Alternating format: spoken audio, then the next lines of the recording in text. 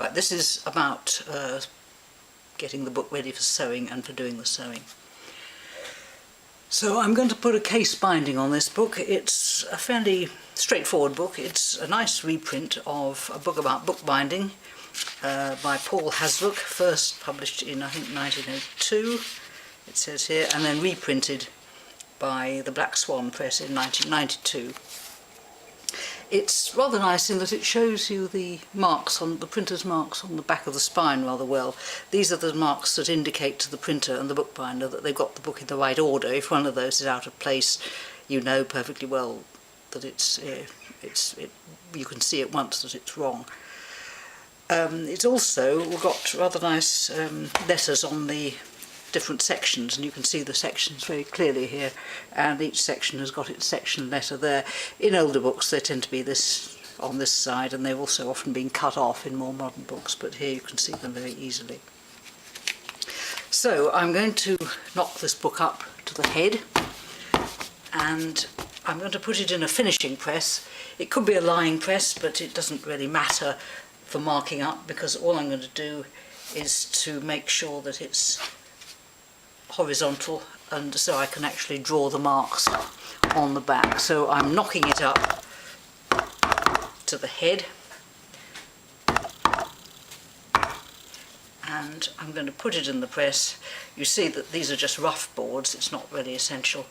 Actually I'll put it the other way around, because traditionally you put the head to the left, though some people say you put it to the right. It's a good idea to know which way round you're putting a book in, because sometimes for chords particularly you do need to know which way round it is. So I just need to make sure it's absolutely level. If it's not, then you can just put a finger on, I'll move it down a bit, finger on one end, and just make sure that the other end is completely level there, and also that it's flat across the top. Right, so having got my book set in the press, that's the head, and I'm just going to mark H on here so I know where I am. And first thing I've got to do is to mark up for sewing, and this means cutting kettle stitches in the spine, top and bottom, and making the marks for the tapes to go across. I'm using a perfectly ordinary, it's a straightforward book, perfectly ordinary tape, which you can get from all the suppliers. You can use polyester if you want to, or linen, whichever you like, but this is just a fairly simple case binding, so I'm going to use an ordinary one. And you need to divide up the spine first of all. My kettle stitch is going to be about here. I'm probably going to trim a bit off the end, so I must leave enough for the trimming not to interfere with the kettle stitch. So I'll put the kettle stitch about there, and I think the first tape is going to be there probably. I'm just going to make sure, if I go down, I'll give myself 4 tapes I think, yeah, and a little bit at the end, that's fine. So my first tape line is going to be there, and I just need to make a mark across on the spine, and I'll draw a firmer line in a minute with the, well, next with the square, which is like that, and you need to make sure you can see it quite easily. And I'm also going to draw a line for the kettle stitch here and here, and, oops. And I'm now going to draw, just to make sure, yeah, I'm now going to cut across on the kettle stitch, a saw cut for the kettle stitch knot to rest in. I'm going to put a bit lower down. So that's just not a great gash, it's just so that the knot has got somewhere to rest in. Now, using the tape as a guide, I'm going to mark where the other side of the tape is going to come, and it's a good thing to make these straight lines. You don't really want the sewing wandering about all over the place. So once more I'm just going to do it, make sure I can see that. Especially on the first section you need to make absolutely sure you can see where your guidelines are going to be.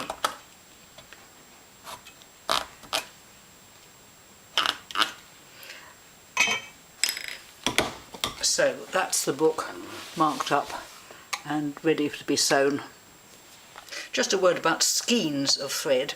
If you've got a roll of, or rather a great length of thread which comes like this, you don't quite know sort of where to begin. So the best way to do it is to undo it so that there's somewhere there will be a little knot holding the whole thing together. So separate it out by the knot so that it comes into a sort of long piece, and then if you cut across the bottom,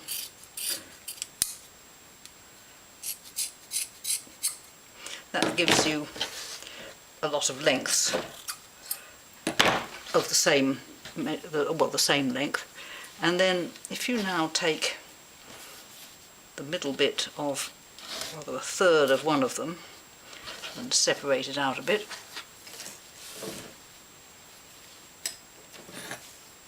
easier said than done, so that that's one knot there. You've got half of that side here, and then I have to take the other bits from the other half.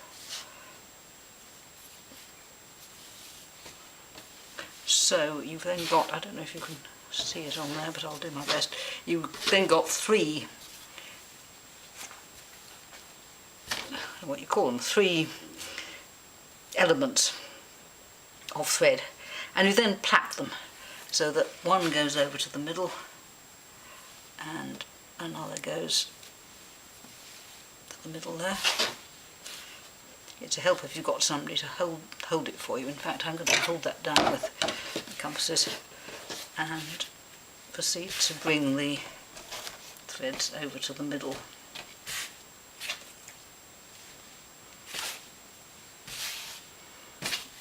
And in fact it ties itself up so that all the bits of thread that were all over the place do come a bit more under control. So you end up with a perfectly manageable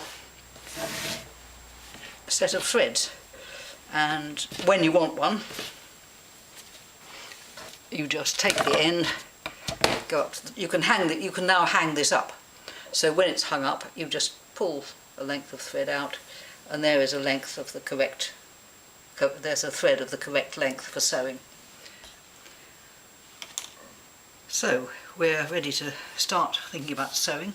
Here's the book marked up as I have just shown you, and I'm going to make quite sure that I can see the marks on the underside of the first section because they're going to be quite important. So I'm just going to make those a little bit stronger.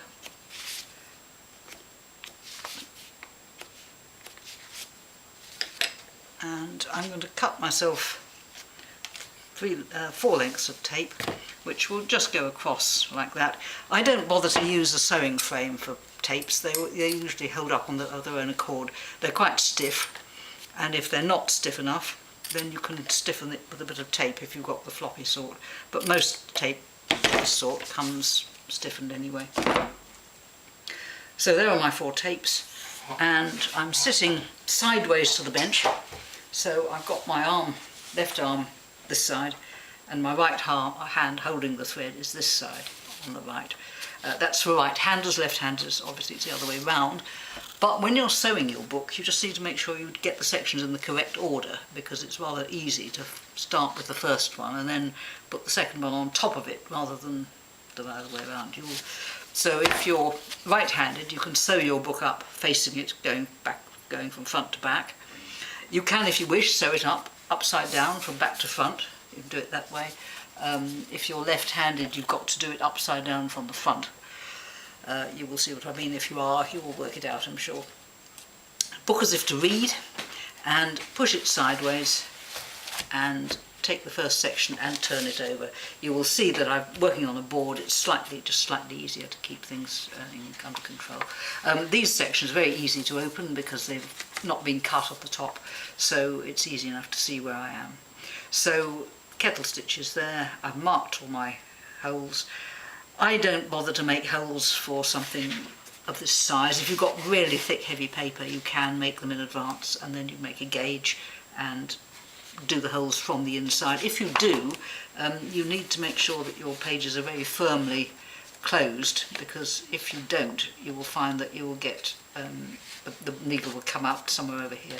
So if you do want to make holes in advance, do, but just bear that in mind. So I lay the section with the edge of the book as far as possible along the edge of the spine. In fact, I'll turn it round so that it's a little bit easier to see. Left hand is holding the book inside, and your left hand is the anchor. It doesn't move, it rocks from side to side. You don't want to be picking your hand up, because if the sections flap about, your sewing becomes loose.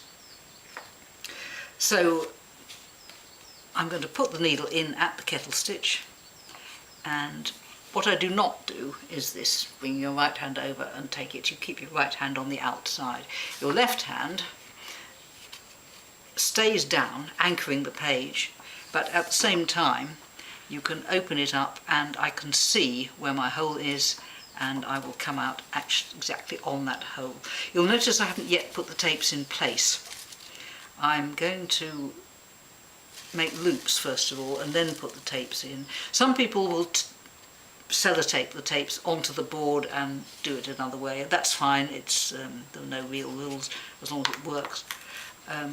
But the main thing to remember is to keep your left hand down inside the book, and you don't lift your hand up and start pulling it through. You don't need to, it's just totally unnecessary. All you do is turn the needle around and push it straight out again. Your right hand then will take the needle and pull the thread through. I'm just going to turn round and do it so that the light is actually on it, because it's difficult to get the light on all sides at this point. So just so you can see slightly more easily, I'm just going to do these loops. Normally I'd be facing sideways along the bench, but I'm not going to. Just to show you, I'm going to turn it around a bit and take this as the bench edge. So your needle comes through, and all you do is move your hand down and come out at the next hole.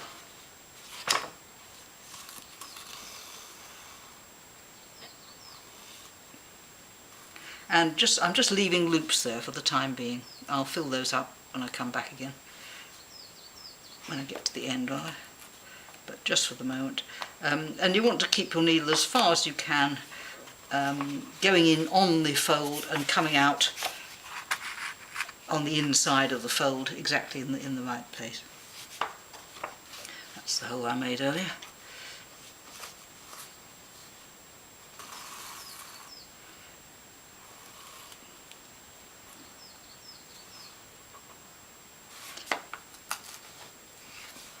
Thread is ordinary bookbinder's hemp thread. The needle is a number 18 bookbinder's needle. Some people like to use darning needles, but I like these. They're very solid. They don't break. I've only ever broken one, I think. And they're not too sharp either, which is no bad thing. I'm now going to put a little fold into the tape and slide it into the loop which I've made, and I can tighten that. So I'm going to put all these in.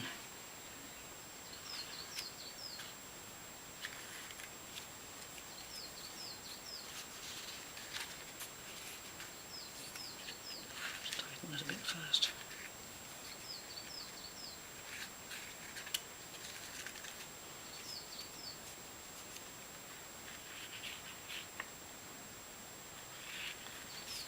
And having got them in, I'm going to put my hand flat on the section and give it a firm pull along so that the tapes are held quite firmly. So there are the tapes in place and ready for the second section to be put on the top. So taking the next section, if these were loose pages, I would open it up and knock it to the head. I don't really need to, because as I say, the folds are still there. So place it in position and do exactly the same thing in reverse. Go in through the kettle stitch hole,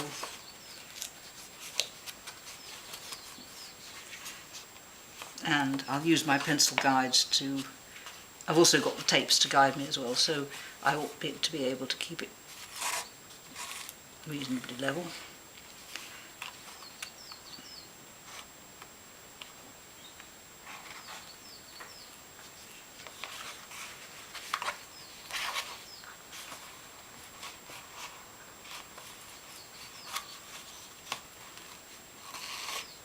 And when you pull the thread, you don't want to pull outwards or you may cut the paper.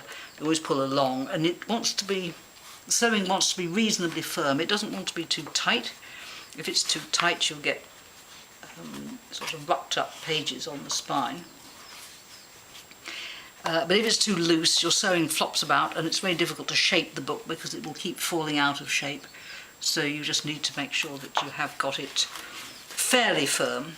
It sounds a bit sexist, but a sort of woman's firm pull is about right. Men's firm pull tends to be a great yank, so if you're male, keep it a fairly gentle firm pull. If you're female, it can be a firm pull.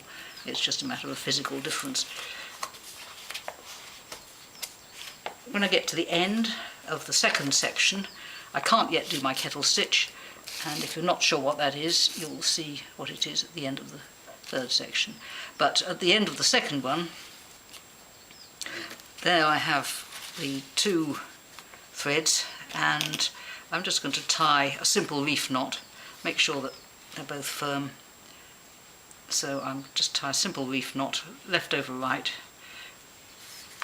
right over left, or the other way around, whichever it is, but simply what the Americans call a square knot, which will just hold them together. So that's the first two sections. So I take the third section and I come back in exactly the same way, lining up all the kettle stitches and the tape marks.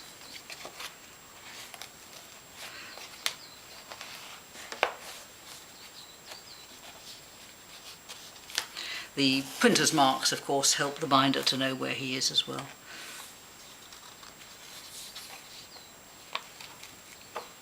I'll just do this third section and the first kettle stitch, and then I won't bore you with the entire, sewing the entire book up, but you should have the general idea by now. If you find that you've made them hole in the wrong place, a bone folder will sort that out and make it, you can just push the sides of the hole down with the bone folder. I'll just open this up so you can see again what I'm doing. Always keeping my left hand down, move with your fingers. You want to keep the book anchored, not shifting about all the time. I suppose that is an advantage of the, I'm just going to come a bit further along. I suppose that is the advantage of the sewing frame. It does hold the tapes in place, but I'll show you the sewing frame when I sew with cords, where you really do need the frame. It's very difficult to do without that. This is slightly awkward because I can't really get my hand in the right place because the table's in the way. Normally I would be against the edge of the bench, but it's a bit difficult to show you what I'm doing with the light as it is. So each time I'm giving a fairly firm pull, and when I get to the end, to the last hole, hand flat, make sure the threads are fairly firm, and you will see that there is a gap, and the kettle stitch is a very simple knot, but it works very well. The needle goes in between the two previous sections, which is why you can't do it till the third one, and is then pulled up through, there's the loop, and the needle goes up through the loop and goes gently up and sits in the groove that you've made. So all it is putting the needle in between the two previous sections, pulling it up and coming up through the loop. I'll just do one more section and you can see the kettle stitch at the other end.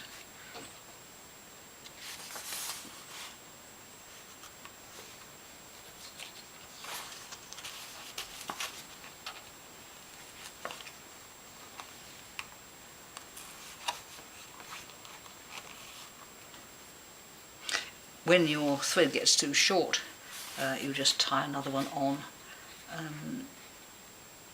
I tend to do it on the inside of sections. Some people prefer to do it on the outside. I was always taught that it was safer on the inside as it's less likely to break. Other people say they've never known a thread break, so you just decide what you would like to do. Some people will join on the kettle stitch, but I think it's rather wasteful of thread. You have end up with lots of ends of thread hanging out, and it seems silly. So I prefer to do it actually within the book itself.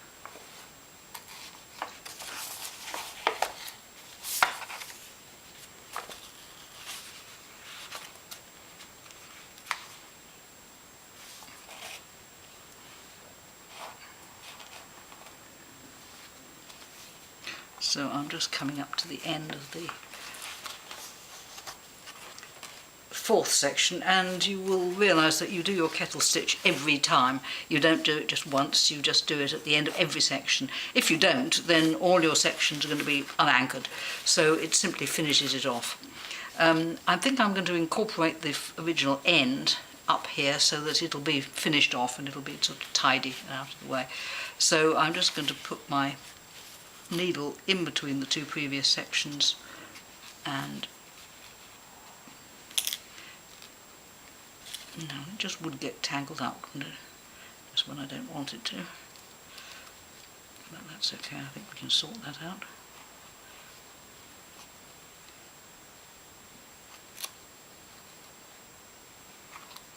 And just pull it up so it sits nicely there. And this thread is now on its way up.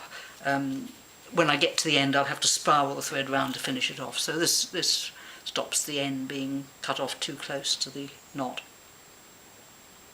I'll just start off the next section and show you about joining threads.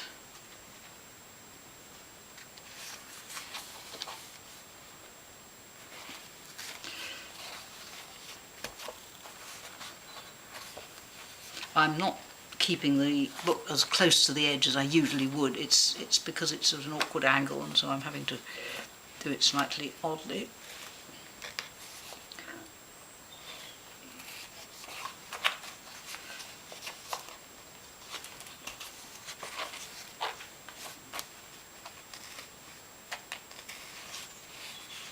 So I'm going to get to the middle, and I think I'll better join on here.